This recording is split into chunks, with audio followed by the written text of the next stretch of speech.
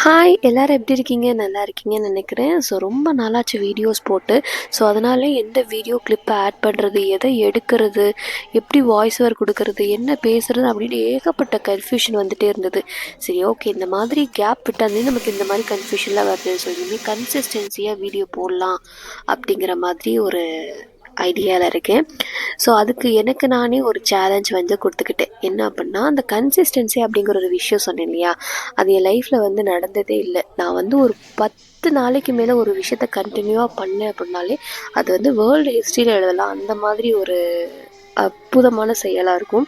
ஏன்னா குரங்கு எப்படி மரத்துக்கு மரம் தாவுமோ அதே மாதிரி என் மைண்டு வந்து ஒரு விஷயத்துலேருந்து இன்னொரு விஷயத்துக்கு தாவிக்கிட்டே இருக்கும். ஸோ அதனால் நான் ஒரு விஷயத்த கண்டினியூவாக பண்ணதாக சரித்திரமே இல்லை. ஸோ அதனால் எனக்கு நானே செல்ஃப் ரீசெட் சேலஞ்ச் சொல்லி ஒன்று கொடுத்துக்கிட்டேன். அதில் ஒரு 10 டாஸ்க் இருக்கும். ஸோ அதை டெய்லி கம்ப்ளீட் பண்ணுறது தான் என்னுடைய மெயின் கோலே. அது அக்கௌண்டபிளாக இருக்கணும். நான் எத்தனை நாளைக்கு பண்ணியிருக்கேன், எத்தனை நாளைக்கு பண்ணலை, எவ்வளோ விஷயம் பண்ணியிருக்கேன், எவ்வளோ விஷயம் பண்ணல அப்படிங்கிறத அக்கௌண்ட் பண்ணிக்கிறதுக்காக நான் டெய்லி அது ரிலேட்டடாக வீடியோஸ் போஸ்ட் பண்ணலாம் அப்படின்னு சொல்லிட்டு ஒரு ஐடியாவில் இருக்கேன்.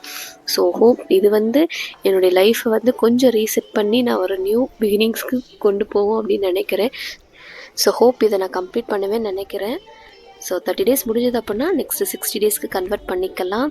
So guys, welcome to my self reset challenge. Bye.